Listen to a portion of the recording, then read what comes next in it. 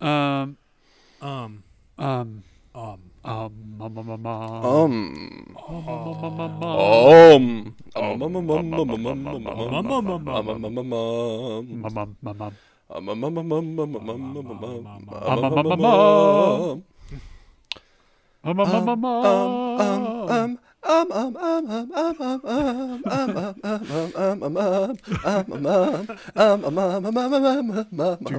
Um.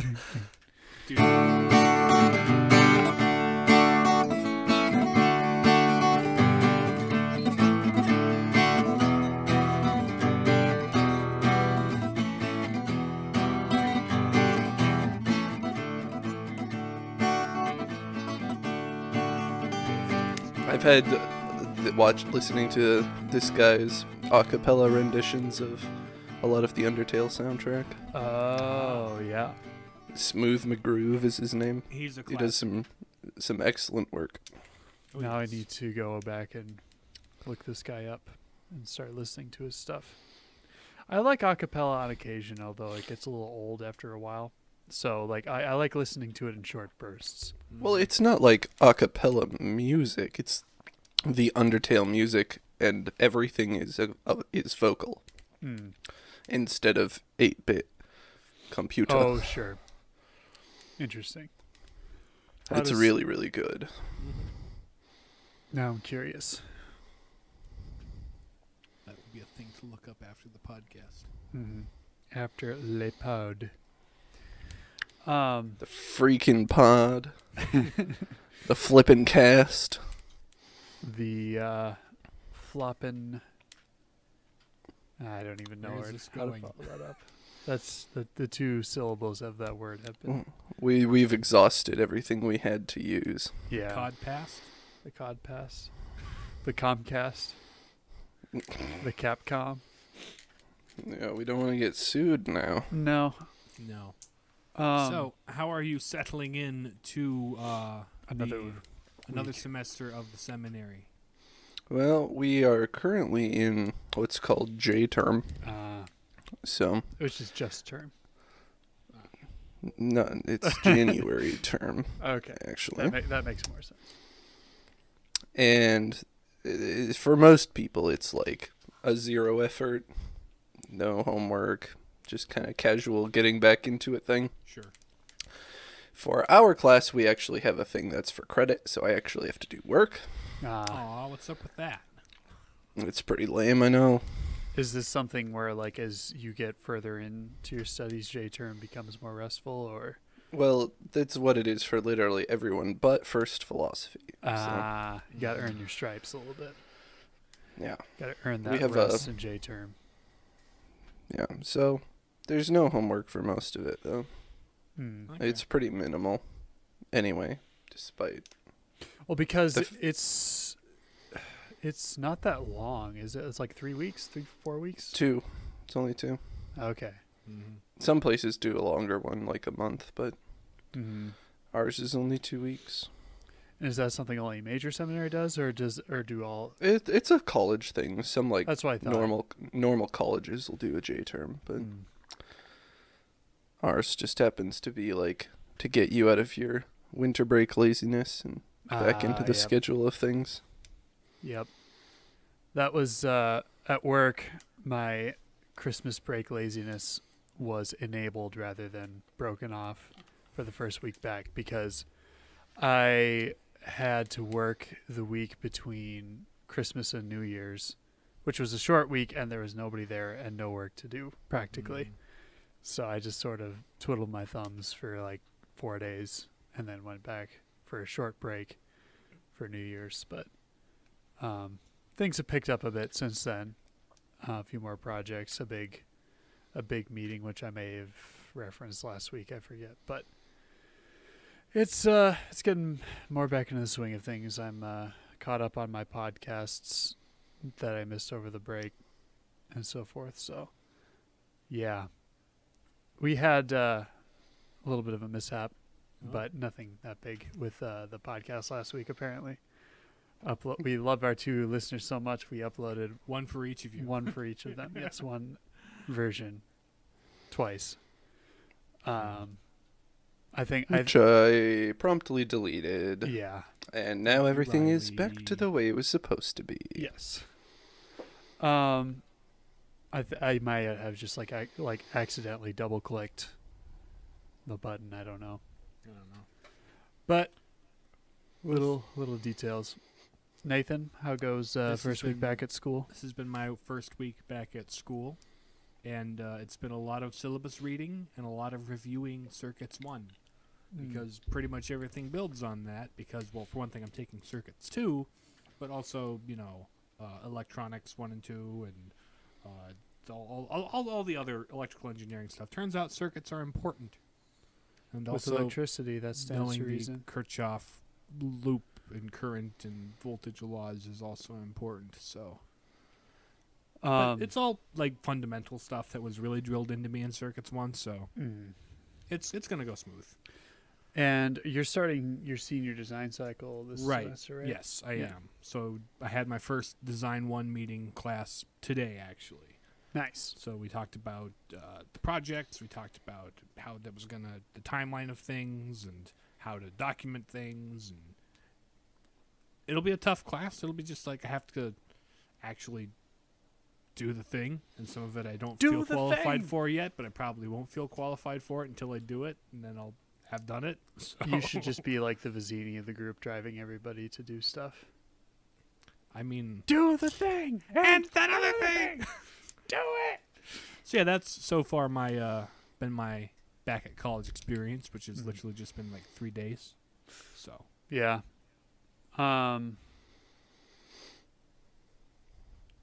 That's about all I have to say about that. that's all there is to say about that. I really need to get out of this cycle of coming up with analogies for the way my job feels, although it's helpful in some ways. How would you describe this cycle? What is it like? What can Of it be just like? of being like of just having like a normal chill day at work, and then the next day things are kind of chaotic, and so you come up with all sorts of salty analogies for the way you feel. Like for example, the analogy I came up with today was like, imagine if you had a gas pedal and you brought a roadmap, and then the other person has the steering wheel and the brake pedal and doesn't believe the map that you're using. That's kind of what my job feels like right now. But I've had worse. I like to complain a lot, if that wasn't clear to people who A, don't know me, B, listen to this podcast. I haven't complained a ton on the podcast. Well, we tend to talk about things that we like That's true. because That's true. why talk about a bad example of things? I mean, we Well, have. We While have, talking but, about like, the example we like. exactly, it's like comparison and contrast. The two that come to mind were the Star Wars episode and the The Aragon. Hobbit episode and the Aragon. yeah. So it's like we talk about the things we don't like because they relate to the things we like. Mm-hmm. We've never like sat down and did an episode on a This movie is or what thing is we wrong like. with this thing.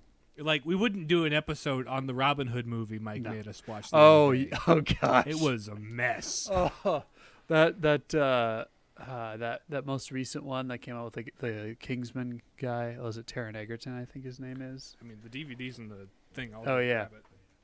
And Michael J. Fox, I think. Yeah, Taron Egerton and Jamie Foxx. Yep. Not Michael J. Oh yeah, Jamie Foxx, the other Fox. Not I was George gonna Clooney. say, yeah. Yeah. Anyway. I was thinking about this today. I wanted to like it, but I just couldn't. I gave it every chance to be likable. Yeah. It just It's like, persisted in its unlikability. let's pretend this is a comic book movie, even though there has, to my knowledge, never been a Robin Hood. there have been Robin Hood comic books that This isn't based on any of them, to my knowledge. Not that I'm aware of. It's just like, what if we took Robin Hood in name only Mhm. and then made a crusade bad, church bad movie with this guy, and it was just There were multiple moments where it was just like, what on earth are those people wearing? Is that supposed to be vestments? because that's literally just a jacket. Like I could go to Walmart and get that jacket. Yeah. Why is he straight up wearing a hoodie? I don't understand this. Yeah, like Like somebody watched an episode of the CW's Green Arrow and it's like, you know what? Let's make him British and pseudo medieval times it and call it a day. And let's just have Maid Marian wear like a motorcycle jacket while we're at it too, because that makes sense. They totally had that. Kind of That was women's fashion in the however teen hundreds. Yeah. Right. Yeah. I So don't yeah, know. there we go. There's our That's salty as movie that's as for- far into Robin Hood as we're getting on this podcast. So we wouldn't do an episode. I mean, we could do an episode on. it would several have to other be Robin on Hood kind of like what movies, we did for the Sherlock concept of the Holmes, where we character. talked about the different depictions of Robin Hood, because it's a similar sort of deal where he's been depicted in multiple ways over the Mhm. years. But can't really recommend that movie.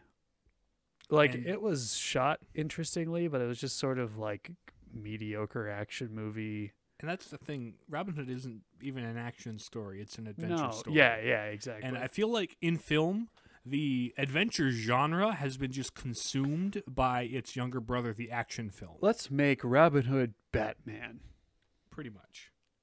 with a Ottoman Alfred. Speaking of Ottoman Alfred,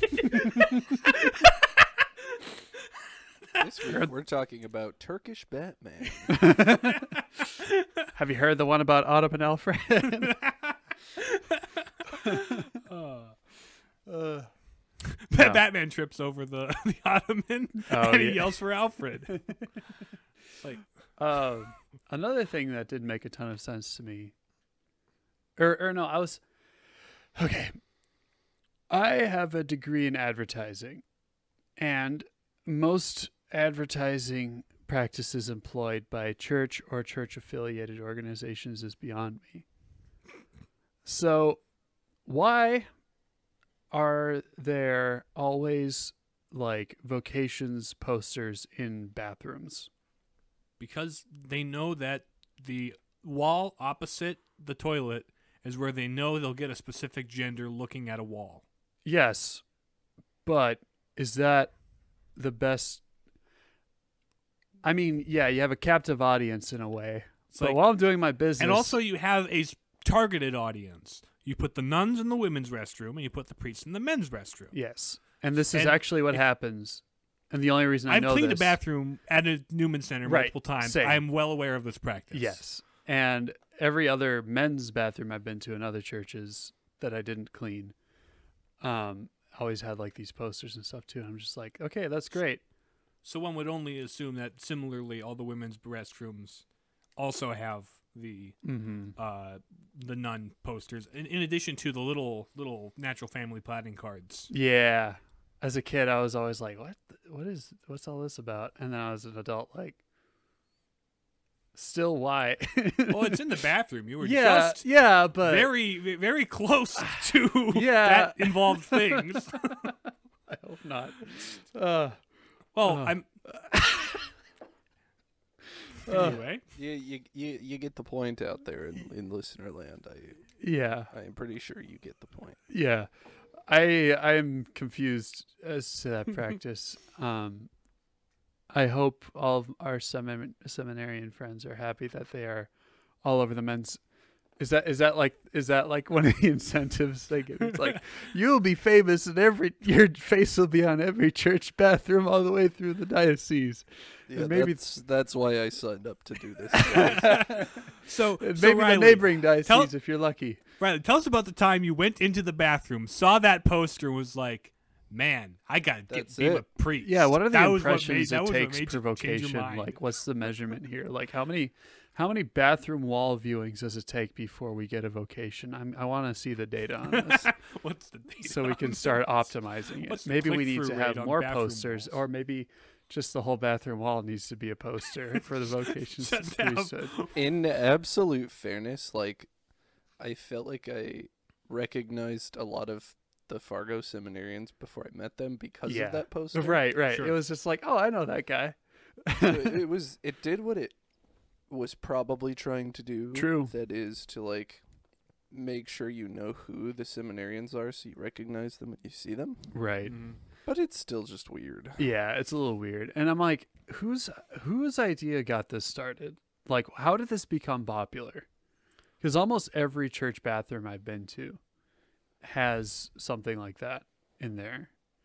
So where's the Pope's it's like, who's the encyclical person who's like, on "Ah, advertising for we're struggling for priests. How do we improve vocations? Just like in the, the chancery meeting room or whatever. It's like, well, how about we make posters of the seminarians so we can show, hey, these are guys like you. Okay, cool. What do you think would be the best like placement? Where's everybody going to see it? The bathroom? I mean, everybody goes to the bathroom, right? Yeah. You know what? I like it. Let's do it.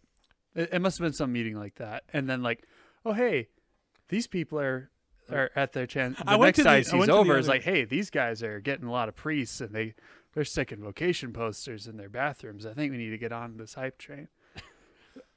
Well, was there that correlation, or did like a visiting parishioner show up and like, oh, they have that in the bathroom. That's a great place to put it. Vocations director is washing his hands, looks up, is like, can't have this. We got to get with the competition, boys. I'm going way too far into this. Screw the segue. Speaking We're of the Palladian vocations, Papists. I'm James. I'm Nathan. And I'm Riley. Oh, I suppose this is related. Speaking of vocations, we're talking about the sound of music today.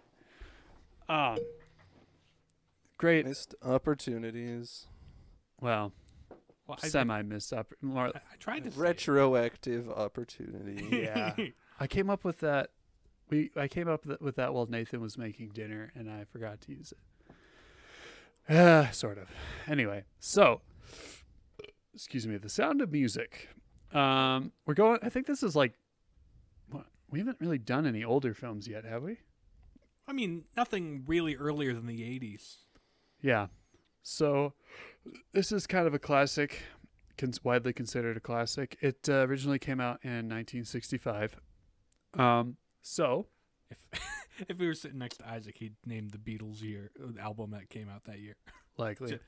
It's just like anytime you get into the 60s and talk about a 60s year, Isaac's like, oh, this Beatles album came out that year. That's my younger brother, for all two of you listening, by the way, who don't know him. Yeah, which there might be. Sorry for the interruption. Keep So, it takes place, it's set in Austria, the area like Salzburg, Austria in the late 1930s.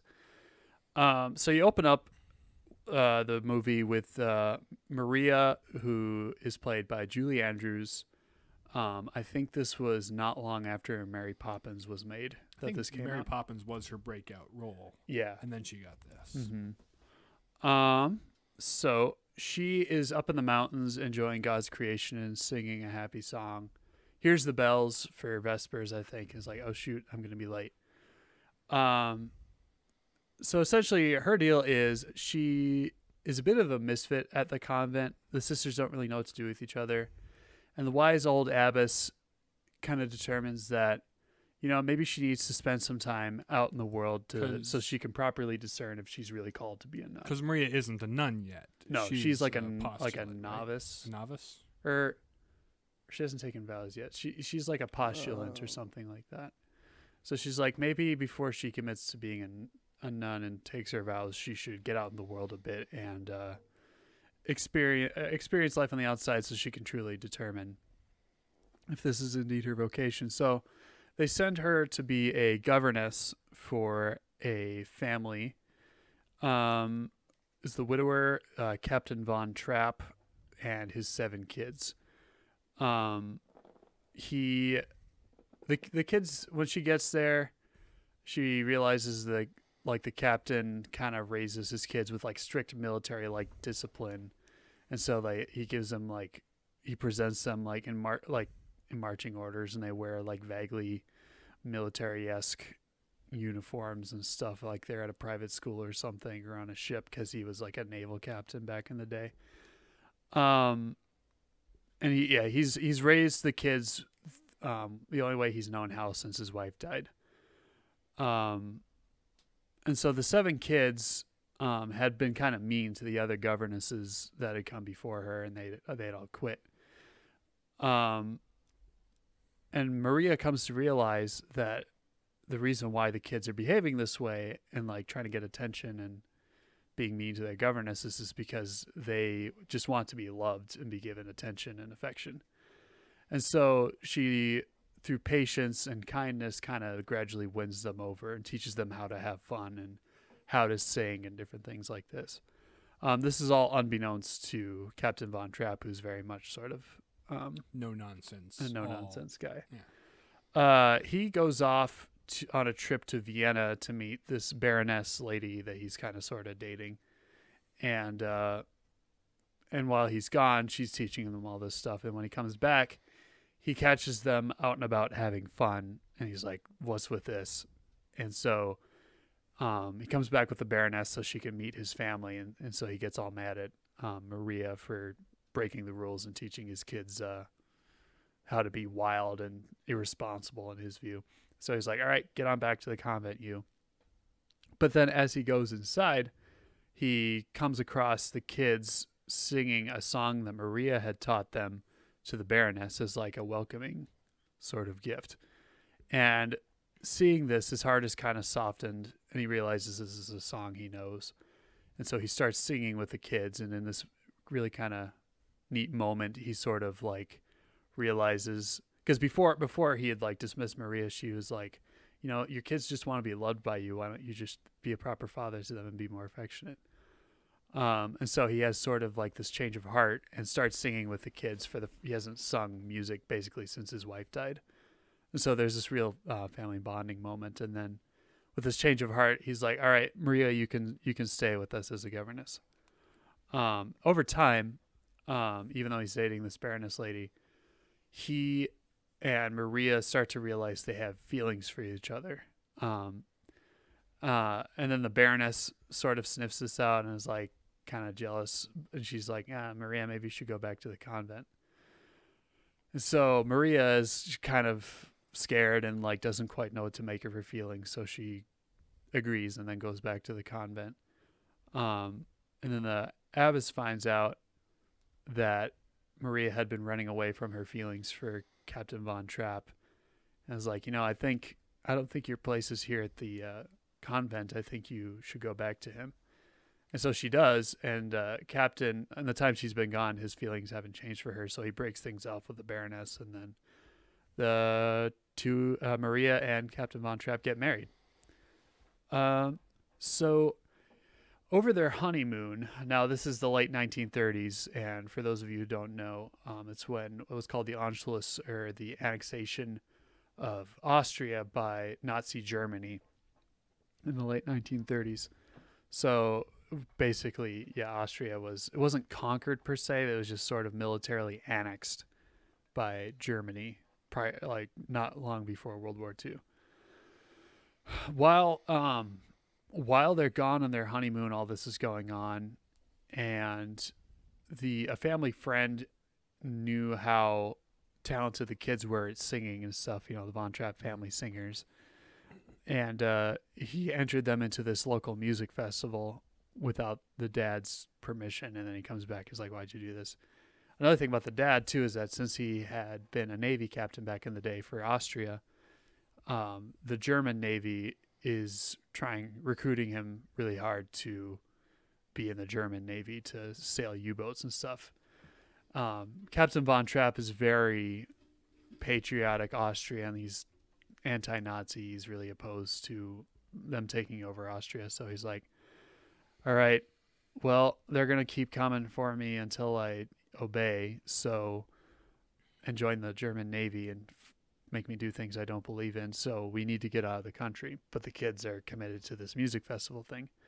So they do this last musical number, which is sort of, I think it was written for this movie, but it's sort of played off as like this traditional Austrian folk song that's sort of like a screw you to the Nazis, like we still love our country kind of a thing.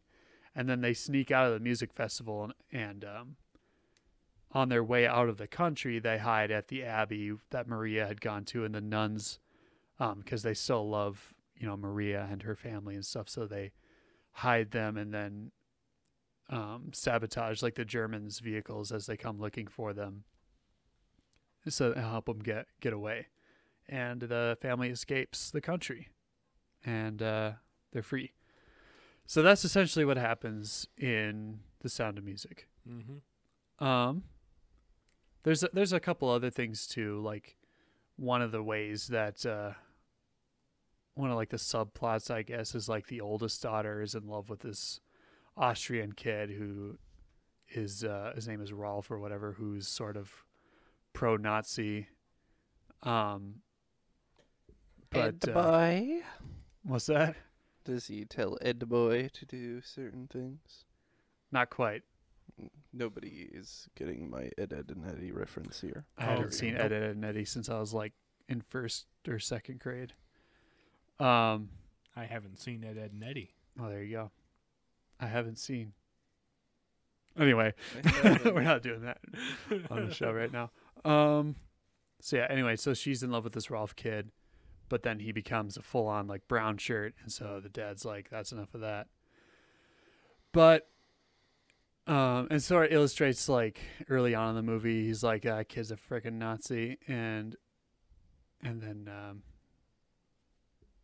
over time though, he like since he's had like this change of heart with his family, he's like, you don't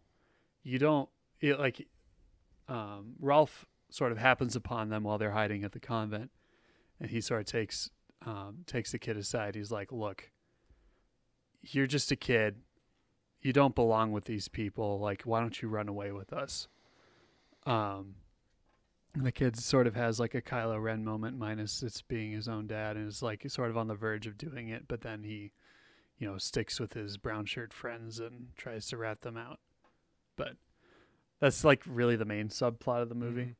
But one of the main things about this, the movie's a musical, right? So you have classic songs, like I think the first one, like the Do Re Mi song. Yep. The let's see, that's like one of the big musical numbers, and then It starts out with The Hills Are The Hills Are Alive with the Sound of Music. Yeah. How do you solve a problem like Maria? How do you solve a problem like Maria? And then let's see, what's another? Edelweiss is is like sort of the Austrian song. And then there's a couple more that are the favorite things song that's often on like Christmas albums. Oh yeah, for that some one's reason. from there, isn't it? I think that was made for the movie. Yeah, it was. Just like the "You Are 16, Going on 17." Oh, You yep. Are 17. Blah. That one, the love song. mhm. Only 17.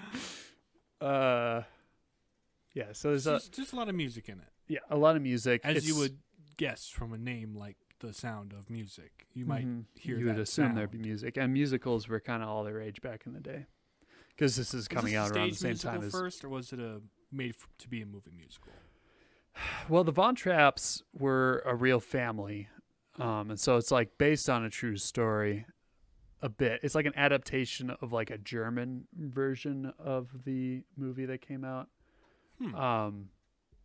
That initially told the story, and then like this was made for American audiences.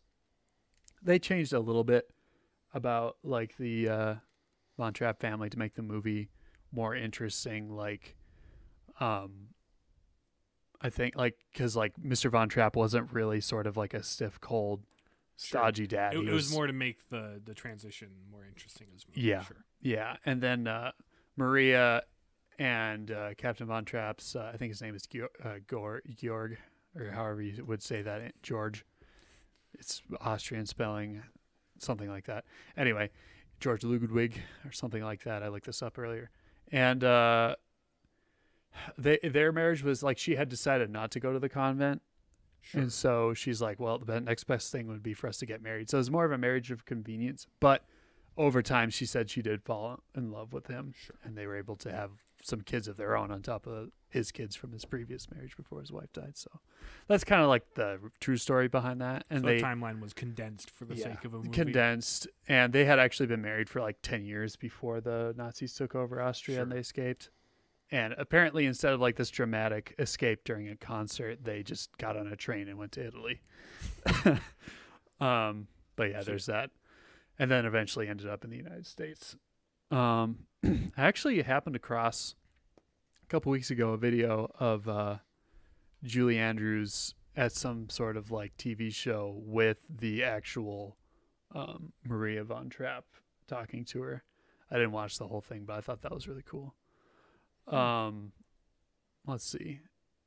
But yeah, so the movie, some of the interesting things about the story that I'd like to highlight is sort of like the movie's treatment of vocation. It doesn't really call it that in name, but you have Maria who really wants to be a nun, but things aren't quite working out. She's not completely fitting in at the beginning of the movie.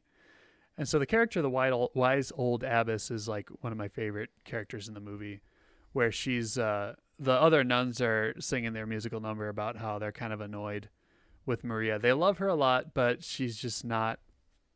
She's just difficult for them to deal with. And all the while, the abbess is like kind of telling them like, "Hey, be patient with her," you know. But then she also has like the insight and the wisdom to see like Maria's vocation isn't really with the nuns. It's more like the married life. And so over time, she just gradually like guides her pastorally as like the abbess, the leader of the convent, to see that. So I thought that was a really, really cool expression of that. And another thing too, like sort of the midway point of the movie when Maria's like kind of scared, like she hadn't expected to fall for Captain Von Trapp. So she kind of runs back to the convent because she thought that, you know, being a governess was going to be a temporary thing, and then she'd be allowed to come back to the convent and whatnot. And so she's like, all right, well, I want to do my vows now. And then the kids actually, because they miss Maria so much, go and try to visit her at the convent. And then they get a message to the abbess, and she sort of is like, oh, so Maria actually has the opportunity to like marry this guy and form a loving family. Like this is clearly her vocation. And so helps Maria notice that. Another, that's like the musical number that sort of punctuates this scene is like, very much like telling her, don't be afraid, go out and embrace who you are. And this is your vocation. So it's like ford every mountain, cross every stream, or no, climb every mountain, ford every stream, you know, like it's very, till you achieve your dream or whatever. Yep. Yeah. So I thought that was, I mean, even though I watched this a bunch as a kid, I still think that's like a really cool way to kind of explore that Catholic notion of vocation. Right. She started out dead set on doing one thing, and she was trying it out, and it really didn't work. She wasn't at peace. She wasn't feeling like herself, you know. So that wasn't the place where she was supposed to be. But through spiritual direction, through all that stuff, she's guided to a place where she really can do some good and fits in, and that's where she's supposed to be. It's cool stuff. Riley, have you seen Sound of Music? I have not. No. It has been a long time since I've seen it. I've seen it a lot as like a kid. We had same. a great big 2 VHSs and one sleeve for it. See, when Endgame came out, people were like, dang, it's going to be almost 3 hours long. It's like, dude, there's a lot of classic old movies that we watched. Homeschoolers like to watch old movies for some reason. And we watched a lot, and it's like, dude, that's like 3-4 hour movies were like a totally normal thing back in the day. I mean, we grew up with Lord of the Rings. Yeah. Like the extended editions. Yeah. Those border 4 hours. Yeah. So it's just sometimes movies are just a little more slow burning, and that's a perfectly good thing. And I think that's something that's lost on the modern generation and the modern movies in general. They don't like to take their time. No. You could say that's probably a lot to do with like the attention span of people has really dropped over the years. That's an often cited, but also I think directors and creators have maybe kind of lost that ability to slow down and soak some stuff slow down and explore things in a way that can be justified taking that long. Because even though like this is a kind of a long movie, there's not really any parts of the movie that feel like boring or tacked on, because there's everything that's happening is everything has a purpose. And in real life these sorts of things take time, so it kind of reflects the mood. And I suppose part of the runtime is due to like the musical numbers, but And it's good music, so that might be yeah, part of it's it. good music. Julie Andrews is a beautiful singer. Yeah. Really, really good stuff.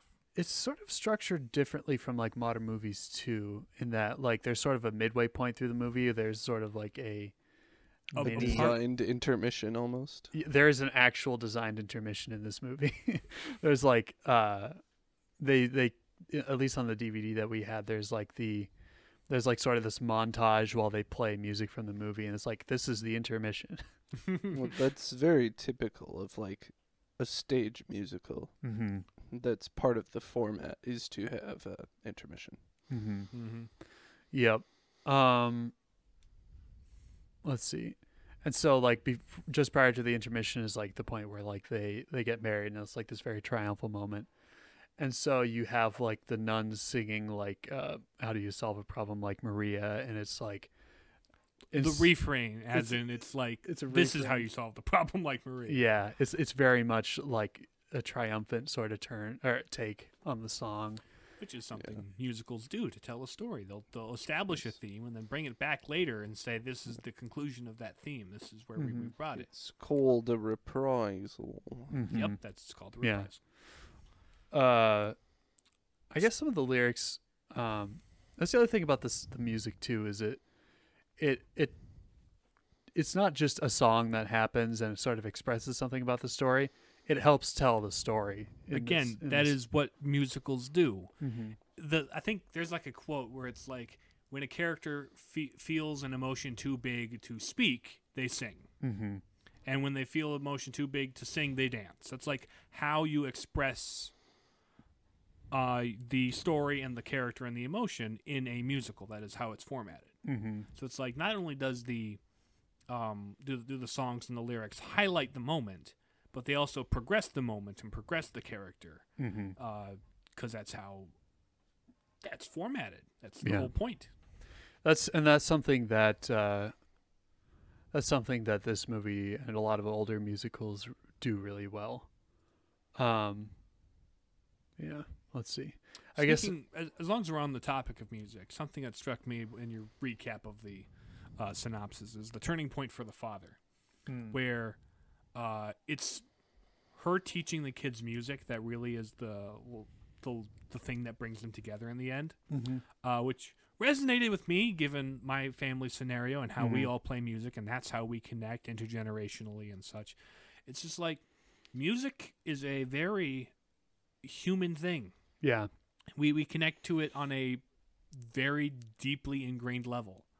And so sharing music with somebody else, it's a very kind of profound heart to heart. Mm-hmm. So having that moment for the father be when he recognizes the song and joins them, and they join with him, and it's this, we're coming together in unity. That's why we sing at Mass, or why we're supposed to sing at Mass anyway. Mm-hmm. It's this coming together and joining in that way. I don't know. It's good. And so having the theme of music, and of course it's the Von Trapp family singers, so that's also part of why it's a musical, because of just their real life musical thing they did. Mm-hmm. I think probably my favorite song from the movie is probably Edelweiss. That's sort of Captain Von Trapp's song too. Like They make it into his theme. yeah, because like once he like sings with the kids, they're singing like the Sound of Music or whatever, and so he joins them in that. And then the kids are like, "Why don't you sing us the song, Dad?" And so he sings Edelweiss, which sort of represents his love for his country of Austria. Now, Edelweiss is a flower that I believe only grows like high up in the mountains, like in the Alps. So, and it's sort of, I believe, it is sort of culturally is like a Germanic country's like a symbol. But the song does a really good job of like conveying Captain Von Trapp's like love for his country and sort of like a sort of wistfulness, especially because that's the song they sing as like their final musical number before they like take off and try to escape the country. Is like sort of Captain Von Trapp offering encouragement to his people as they're about to endure Nazi occupation for the next like 5-6 years. No, wait, 1938. So it would have been like 7-8 years, something like that. So I don't know. That always kind of resonated with me. Um. Yeah. I guess. What are there any other like things you liked about the film, Nathan? Again, it's been a while since I last saw Right. it, Right. and that the music point only occurred to me during your rereading of it. Mm-hmm. But it's like, no, that's what there is to like about the movie for the most part. Yeah. It's the good music and the good characters. The characters are Mm-hmm. like The kids are great. they're fun. Oh yeah, there's like that little musical number where they're the dad's throwing like a ball or whatever, and so the kids are being sent to bed, but then they do like this little musical So number. long, farewell. Auf Wiedersehen. Right. And isn't that the last one they do? As they like one by one leave Oh, the they do, stage, yeah. they get in the car The and then they kids- drive. Yeah. That was what it was. Or they did that, and then they did Edelweiss, and then like, it was supposed to be just the dad doing his solo, but then he sort of chokes up and can't finish, and then the kids come back Okay, on the okay. stage and help him finish it, and then the crowd sings it with them too and stuff. But So yeah, the kids are great. Especially like kind of early on in the movie, they're sort of razzing Maria a bit, but she can give it right back to them. mhm. That, and then she kind of finds a way to like get through to them, and they Right. sort of open up to her as she like treats them with kindness and like kind of awakens in them their talents and sort of like because they're all like really good singers, and so she kind of draws that out of them and teaches them to have fun and be kids really. Mm-hmm. So yeah, yes, Yes, I suppose we can go into the transcendental qualities of this film. we can. That is a thing we can do. Truth. What sort of truths can we find in this movie besides the fact that my favorite GIF of all time is somebody somewhere. There's like at the opening shot of Sound of Music, there's Julie Andrews, like she's in this like the mountain field, Spinning just sort around. of spinning around with her arms wide open, just kind of taking in the beauty of nature. And somebody edited in, she's holding like spinning, firing a couple of machine guns. And it's just for whatever reason my favorite thing. The other thing that scene reminds me of is the movie The Sixth Sense. There's a scene, like really random, but there's a scene in that movie where what's his name? Bald guy. Why can't I remember the Bruce name? Willis? Bruce Willis. Where Bruce Willis's character is watching like old wedding tapes of him and his wife because he feels very disconnected from her at this point in their marriage. And there's like this one bridesmaid. They're like got the camera on her. It's like, if you don't make her happy, like Julie Andrews spinning on a mountaintop when she's half drunk. So it's like, anyway, that's not what's true about that's this not movie. what's true about this movie. It's just what that No. scene reminds us of. I think one thing this movie conveys is like your vocation is all about becoming who you are. And there are things about you that if you are using proper discernment will sort of lead you in the right direction if your heart's in the right place. Because like at the beginning of the movie, Maria is sort of, she really wants to be a nun and she's driven to like find God's will, but then there are things about her, like she's too free-spirited and she needs to be out in nature and singing, which in this particular convent you can only sing at specific times in prayer. So she just needs to be out and like doing things and being active, and she can't really, the cloister isn't a very good fit for her. But then, and then also like as she goes to be a governess for the kids, she's very motherly towards them. I guess that's just like the best way to describe that. Because she realizes that's what they need. They need that kind of affection. Yep, they need to be loved. They need to be treated with affection. They need to be shown kindness. Turns out that's kind of what she needed too. She needed an to outlet provide for her free spiritedness, for her creativity, for her musicalness. Because another thing too, like the nuns who are doing like the How Do You Solve a Problem Like Maria, like the lyrics of that are something to the effect of like, let's see, how do you take a cloud and how do you solve a problem like Maria? How do you take a cloud and pin it down? And they're like, how do you hold a moonbeam in your gown? So it's like all these things where it's like the beauty of her personality is just so hard to contain. Like, so it's not really like, even though they're kind of complaining a little bit, they're recognizing like Her good her qualities, her good qualities need to be let out into But the, how do you let them out in this context? Mhm. Yeah. So, yeah, she needs to be wild and free and spreading joy, and she sort of wins over the heart of Captain Von Trapp, who, you know, he's sort of trying to do right by his stodgy kids. old boy. Yeah. Well, he's trying to do right by his kids in the only way he knows how, from like his military background, since he's sort of lost his family. Mm-hmm. And the kids talk about how when their mother was alive, he was, he was a much more joyful person. Like, he would sing with the kids. He would do all sorts of things with them, play music and all that stuff. And then since his wife died, he sort of lost that joy in himself. And Maria, not only like brings joy to the kids, but also reminds him of like what music means to him and sort of enables him to bring that joy back. So, yeah, I guess. So yeah, that discernment process. Of, Yeah. There's a bit of that in Baron Von Trapp too, because he realizes, okay, so because he's got his mind set on a different like vocational path also. this Baroness lady is more of a socialite type person, and since he's like kind of a nobleman of sorts himself, he's kind of looking to marry for status. But he realizes that Maria has a lot more of the qualities of a mother that the kids need. And so he kind of ends things with the Baroness and goes towards Maria instead. And he himself has sort of fallen for her, and he doesn't really love the Baroness that much. It was sort of a marriage of, for status more than love. And so he realizes that he needs to marry somebody he can form form a holy union with, and then also somebody who's going to be a good mother for his kids. So very cool stuff. Mm-hmm. And I guess goodness.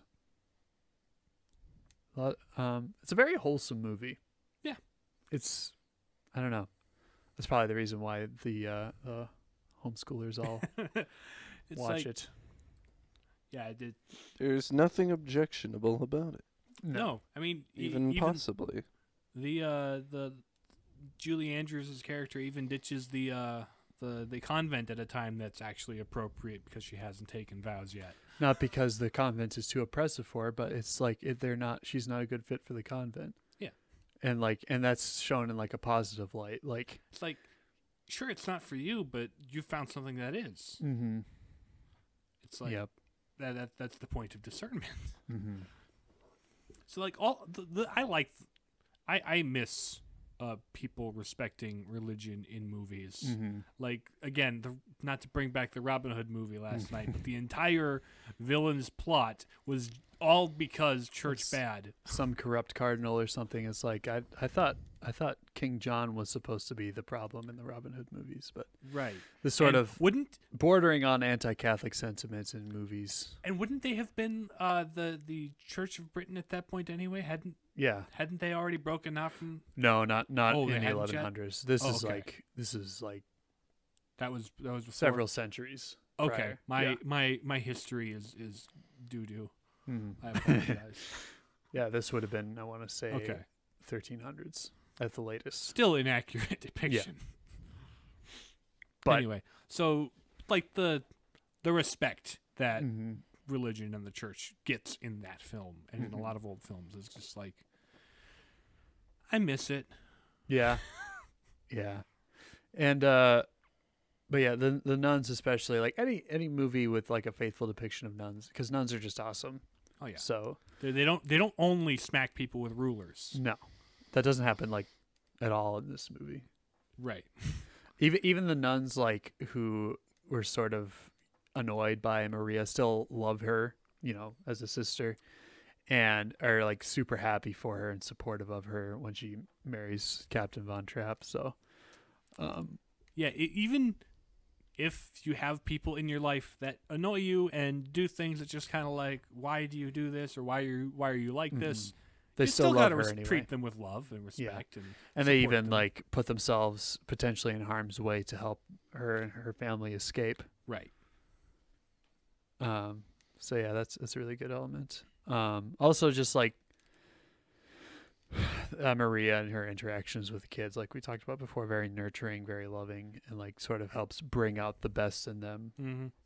And again, she grows closer to the kids through teaching them music. Mm-hmm. They grow reestablish their relationship with their father through music. How Mm-hmm. I feel like the way it treats music and the unifying aspect of music. At the end of the movie, they're singing Edelweiss. They unite their countrymen Mm-hmm. with this shared by sharing a song. Mm-hmm. I think there's just something. I think there's an element of goodness there.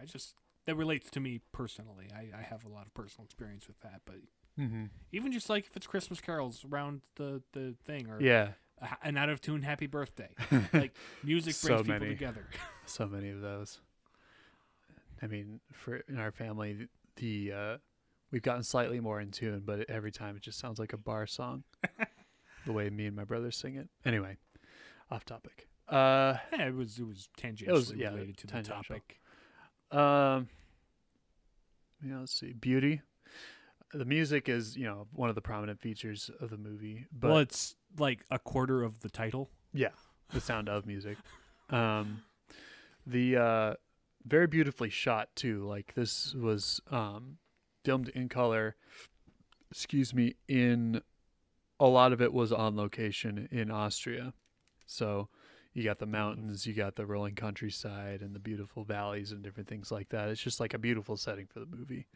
And so like especially that opening scene where there's just a lot of like helicopter shots of the mountains and then it just sort of zooms in on The hills being alive. the with hills sound being of alive. music. And there's something about like scenes like that where it's just like, man, I'd love to go there and just like take off running through that grass. That'd just be so much fun.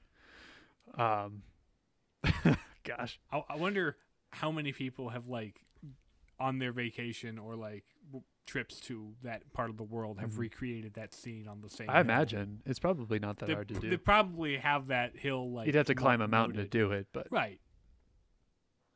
It's yeah. like- I got to imagine that was part of somebody's like trip plans. But So- it's sort of one of the underlying, like, I guess, creative aspects of the movie is it sort of really brings together like this really wholesome combination of like music, natural beauty, and just sort of trying to find your way in God, I suppose. Well, Like, that I feel like you're transitioning from beauty into the unity there. yes. That's actually That's true. It's very beautifully filmed. Beautifully filmed. Great music. Great acting. Christopher Plummer, I forget if I said that, plays Captain Von Trapp, and then Julie Andrews. And I think the two of them were relatively unknown at the time. I think, Julie Andrews had just got off of Mary Poppins. Yeah. Like, oh, that's the Mary Poppins lady. She's doing another song movie. Cool. and it's had a tremendous impact on cinema and culture ever since. So it's an icon. I recommend watching it. It's a little It's a longer, long, but a if you're little down old, for a that, little slow burning, but but then it's it's it doesn't really get bogged down in anything, and so it's and overall slow good down movie. and appreciate it. yeah. I mean, meet it on its level. Yeah, I mean, of all the old movies I've watched, this one's one of the easier ones to watch, in my opinion.